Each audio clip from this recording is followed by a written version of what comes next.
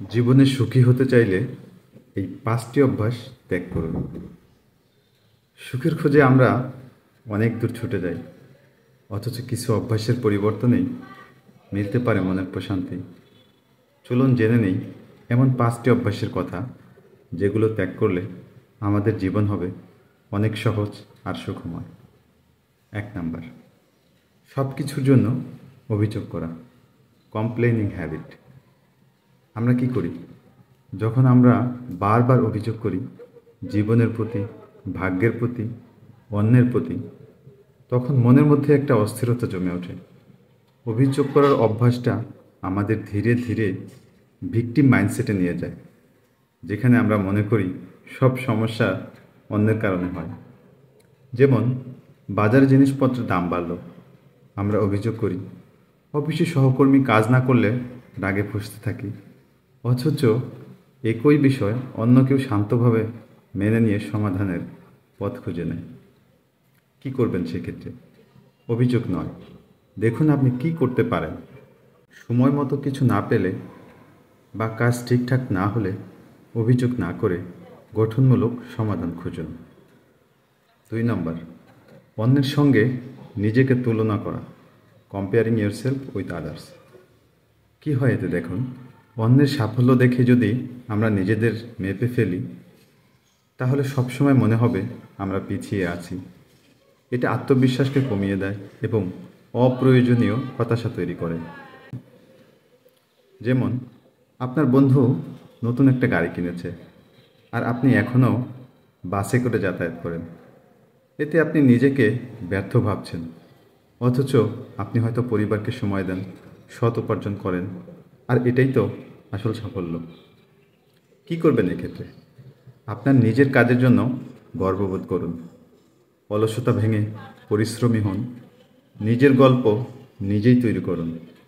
কারো গল্পের পিছনের সংগ্রাম আপনি জানেন না, তাই তুলনা না করাটাই বুদ্ধিমানের কাজ। ৩ নম্বর পয়েন্ট, অতীত নিয়ে পড়ে থাকা। যারা বারবার পুরনো দুঃখ কষ্টকে মনে রাখে, তারা কখনো নতুন করে ভালো কিছু শুরু করতে পারে না। পুরনো ভুল, বিশ্বাসভঙ্গ বা অপমান, এগুলো যদি আঁকড়ে ধরি, তাহলে সামনে এগোনো কখনোই সম্ভব না। যেমন আপনার কেউ আপনাকে কষ্ট দিয়েছে, বা আপনার জীবন একটা ভুল সিদ্ধান্তে ক্ষতিগ্রস্ত হয়েছে। এটা বারবার মনে করলে আপনার শুধু মনই খারাপ হবে, কিছুই ঠিক হবে না।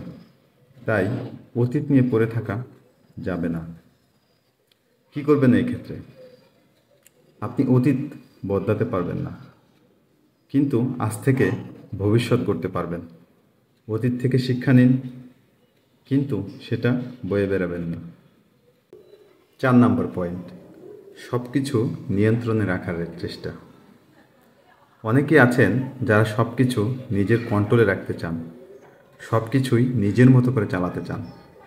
সব কিছু নিজের মতো চালাতে চাওয়ার মানে হচ্ছে নিজের উপর অপ্রয়োজনীয় চাপ সৃষ্টি করা। যখন কোনো কিছুর উপর আপনার নিয়ন্ত্রণ থাকবে না, নিয়ন্ত্রণের বাইরে চলে যাবে, তখনই আপনি হতাশ বা রেগে যান। যেমন আপনি পরিকল্পনা করছেন ছুটিতে যাবেন, কিন্তু হঠাৎ বৃষ্টি শুরু হলো। আপনি পুরোটা সময় রাগ করে কাটালেন। এতে কি ভালো কিছু হলো? বরং আপনার উচিত ছিল পরিকল্পনা বদলে নতুন অভিজ্ঞতা নেওয়া। কী করবেন সেক্ষেত্রে? বুঝে নিন, সব কিছু আমাদের হাতে থাকে না। যেটা আপনি নিয়ন্ত্রণ করতে পারেন সেটা করুন। যেমন আপনার চিন্তা, আচরণ, আর বাকিটা আল্লাহর উপর ছেড়ে দেন। ৫ নম্বর পয়েন্ট, নেতিবাচক মানুষদের সঙ্গে সময় কাটানো পরিহার করা। সব সময় যারা আপনাকে কষ্ট দেয়, তুচ্ছ তাচ্ছিল্য করে, বা নেতিবাচক চিন্তা ছড়িয়ে দেয়, তাদের সঙ্গে থাকলে আপনি অজান্তে সেই আবহে ঢুকে পড়বেন। যেমন যে বন্ধুটি সবসময় বলে তুই পারবি না, তোকে দ্বারা কোনোদিনও কিছুই হবে না, এটা তোর দ্বারা হবে না, তার কথায় আপনি নিজের বিশ্বাস হারিয়ে ফেলেন।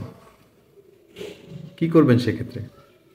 আপনার চারপাশের ইতিবাচক অনুপ্রেরণাদায়ী মানুষগুলো রাখুন, যারা আপনার ভালো চায় যারা আপনার স্বপ্নে বিশ্বাস করে তাদের সঙ্গে সময় কাটান। এই 5টি অভ্যাস ত্যাগ করা সহজ না হলেও অসম্ভব কিছু নয়। প্রতিদিন একটু একটু করে চেষ্টা করলে জীবন বদলে যাবে এবং আপনি সত্যিকার অর্থেই একজন সুখী মানুষ হয়ে উঠবেন।